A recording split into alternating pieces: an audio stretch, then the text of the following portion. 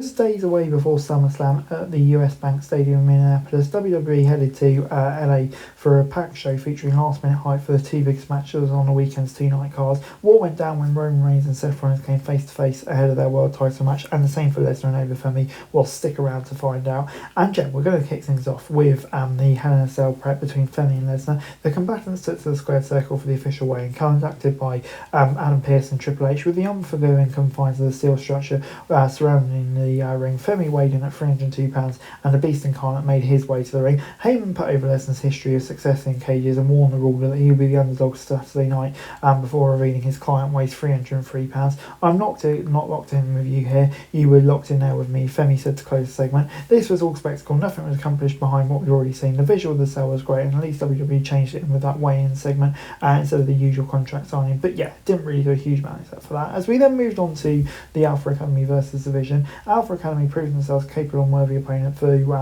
the World Tag Team Championships on Monday night, pushing Theory and Breaker to the brink in a highly competitive match. Late in the match, Otis and Sauer overcame an onslaught from the Division and were rolling. The latter clipped the ropes for his trademark senton, only for Paul to provide a distraction. Theory got his knees up, driving the wind out of Tozawa. When Otis down at ringside, Breaker obliterated the small babyface to win the match. After the match, the heels beat down their opponents, with Maxine adding insult to injury on Otis. Theory delivered a sickening chair shot to the big man to close things out. A strong outing from the babyfaces, a fun match down the stretch, and some great heat for the heels.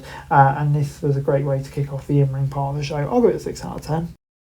We then got Javon Evans versus Rusef. 2 weeks after he suffered a post-match beatdown at the hands of Bulgarian Brute, Javon Evans squared off with Rusef in singles action. The young AG frustrated his opponent at multiple points throughout the match and even appeared to blind him following a red dot kick. Rusef shrugged it off though and caught Evans in mid-flight before applying the accolade. Evans, the ever-resilient babyface, fought his way to the ropes, stunned Rusef and added the AG cutter for the grueling win. A good power of the elusiveness matchup. It paid off the angle from 2 weeks earlier and gave Evans what is hopefully a momentum boost win. I'll go at 5. Before we moved on to a concert segment involving Joe Hendry and Danhausen, which admittedly went on far too long and came to a screeching halt, courtesy of the Judgment Day and WBC welterweight champion Ryan Garcia. The latter blasted Henry Rodriguez Charlotte, watched as Dirty Dom and the Iron beat down Danhausen ahead of a serious showdown with very evil, very nice at SummerSlam. It was fine to an extent, but it did nothing to really further the feud and just put additional heat there that was kind of not really needed. But yeah, that seems to be a theme on tonight's show, really.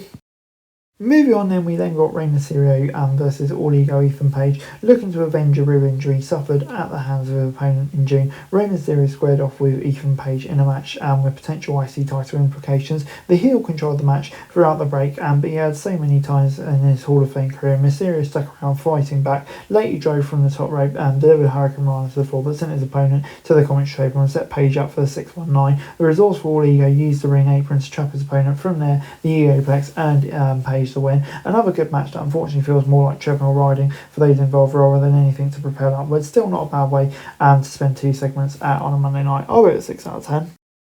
Ahead of the big 6-man tag match pitting the Bloodline against Sikoa, LA Knight and Royce Keys, Jimmy and Jay hit the ring for a promo. Before they could say much, Sikoa appeared in the crowd. He asked why he'd want to go back to Bloodline, then said he loved where he was. You can tell Roman he can kiss my ass, he exclaimed. LA Knight entered the ring, talked trash, and then joined Sikoa in a brawl with the Usos until Fatu arrived on the scene. The Sperm Werewolf made his way to the ring, but quickly caught a fist for Knight and Sikoa. Fatu fended him off and dominated until Keys made the save. He threw down with his friend-turned-rival, eventually clearing from the ring and standing tall with his SummerSlam partners. Like much of the show, they highlighted a match on Saturday's card without doing actually anything to push the story forward. It was fine for what it was, and it gave Sikoa a chance to show off his personality. So there's that, I suppose.